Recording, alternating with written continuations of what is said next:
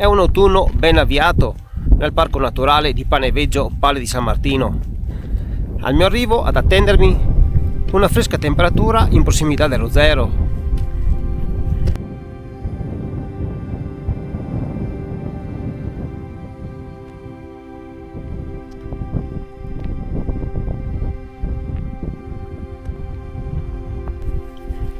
Il mio punto di partenza è dall'iconico Passo Rolle, un valico situato tra il Pioniero e la Val di Fiemme, ad un'altitudine di 1984 metri.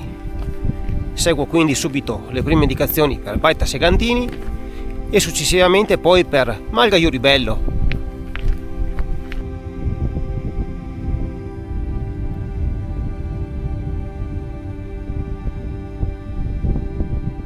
Quello che vi presento oggi è un itinerario escursionistico notevole dal punto di vista panoramico e paesaggistico, di interesse storico e che offrirà anche spunti di riflessione. Sono partito quindi dal Passo Rolle, ora mi dirigo in direzione Malga Iuribello, risalirò tutta la bellissima Val Venegia, quindi giungerò a Baita Segantini. Da lì salirò fino alla cima del Monte Castellaz e ridiscenderò al mio punto di partenza. Unirò il più classico giro estivo delle Malghe al trekking del Cristo Pensante.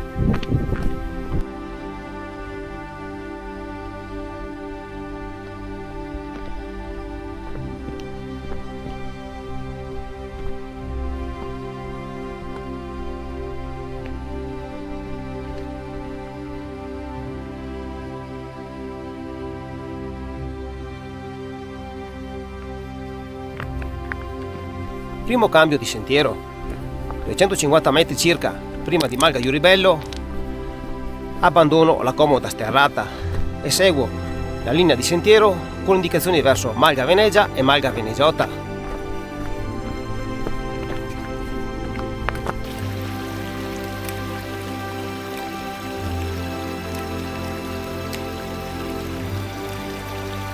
Mi addentro quindi in questo piacevole bosco di conifere, anche se sono presenti ancora i segni della tempesta Vaia. È un sentiero che scende abbastanza ripido e in questa stagione la prima brina e alcuni tratti abbastanza ghiacciati lo rendono particolarmente insidioso. Ho reso necessario quindi l'utilizzo dei bastoncini.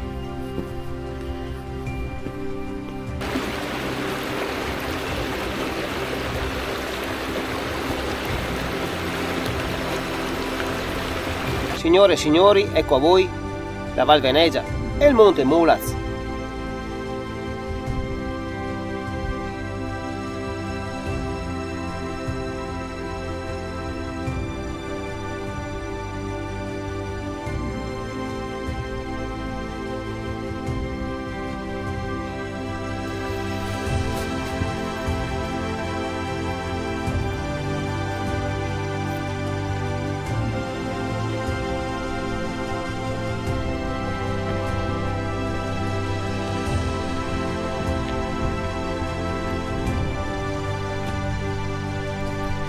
La Val Venegia in questo periodo si trasforma in un vero caleidoscopio di colori che al suo interno racchiude, oltre al suggestivo torrente Travignolo, anche due malghe storiche, la Venegia che ho appena lasciato alle mie spalle e la Venegiota che sto raggiungendo ora attraverso questa comoda e larga strada sterrata.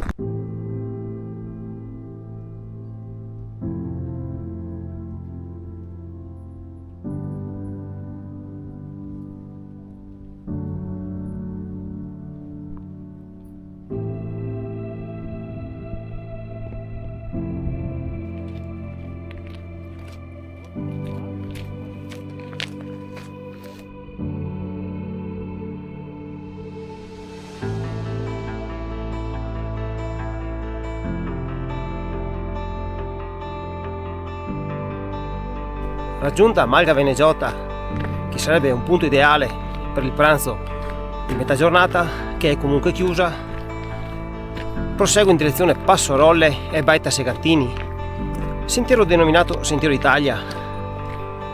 Se d'ora in poi la mia escursione è stata caratterizzata da un dislivello benché minimo, d'ora in poi progressivamente inizierò a riprendere quota.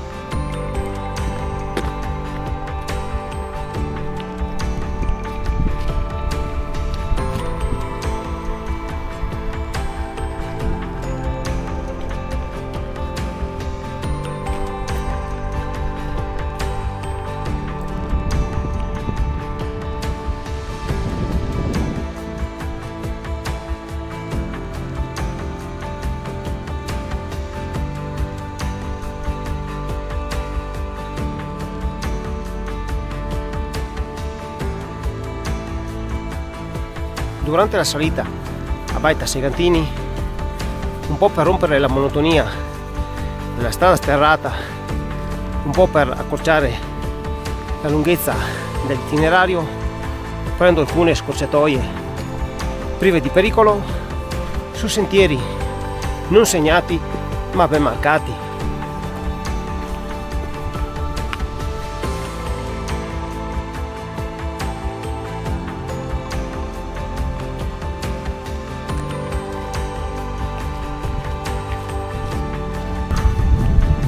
Sentiero ripido che non ci molla, ecco te chi cancopo, c'è anche fango.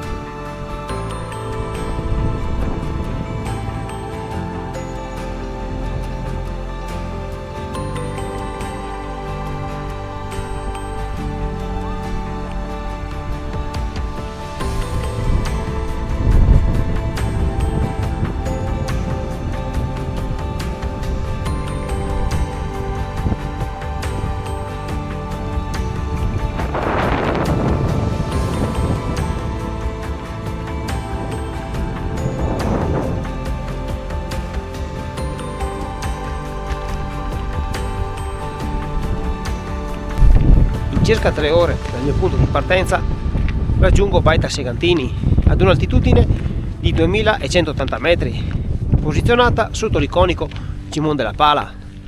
Frequentatissima anche se chiusa, l'abbandono rapidamente ed è da lì che imbocco il segnavia R01 denominato Trekking del Cristo Pensante. Aggiungo anche cambio di settaggio perché qua tiro un'aria abbastanza gelida. Sì.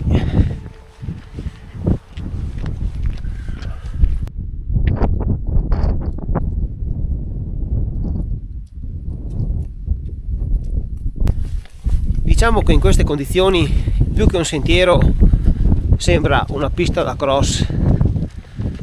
Quanto fango, fioi, mamma mia. Davanti a me compare un rilievo roccioso isolato, dalle sembianze di una fortezza naturale, da cui deriva il nome di Monte Castellazzo, la mia prossima meta.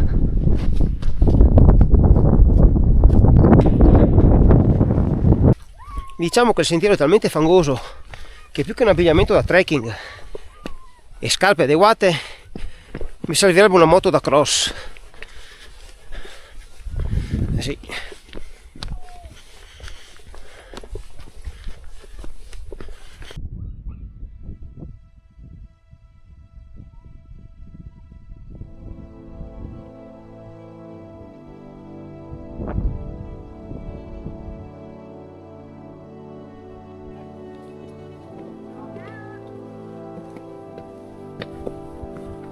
Ultimo strappino.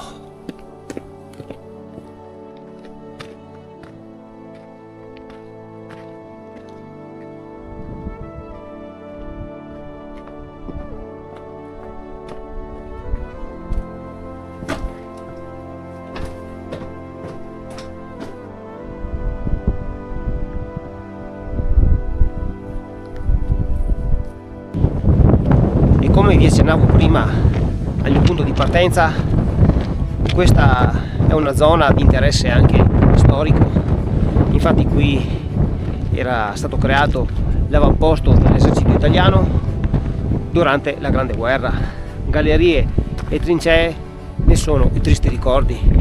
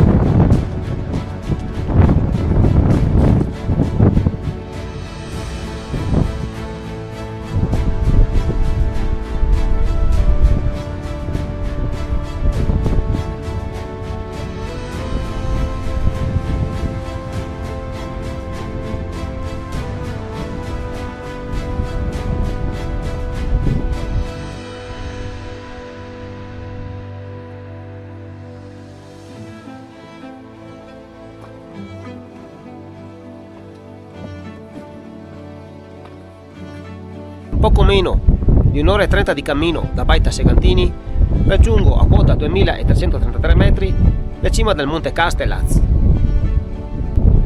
che possiamo definire un balcone panoramico a 360 gradi su tutto il gruppo delle Pale, la cima Mulaz, alla Vezzana, l'inconfondibile Cimon della Pala, le vette feltrine coperte dalle nuvole, in basso il Passo Rolle, più in fondo la Val Travignolo.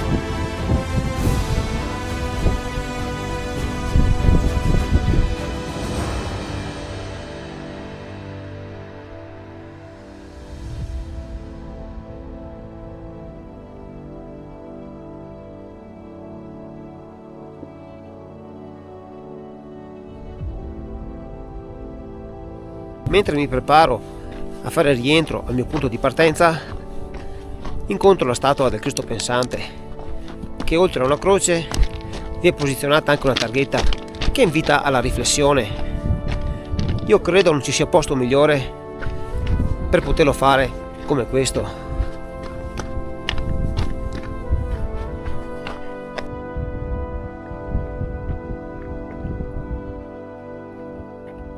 Mi appresto quindi a ridiscendere al Passo Rolle attraverso questo abbastanza ripido sentiero di pietraia.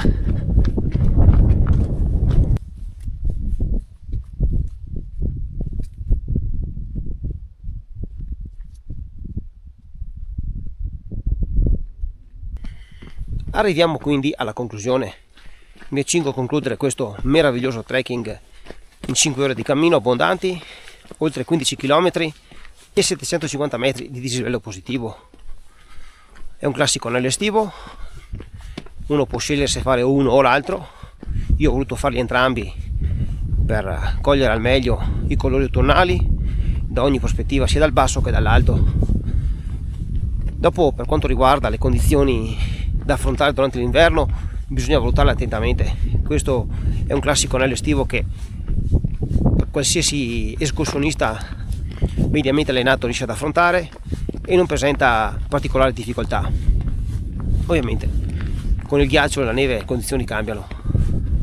Io vi ringrazio per essere arrivati fino a questo punto del video e se vi è piaciuto vi do appuntamento al prossimo. Un saluto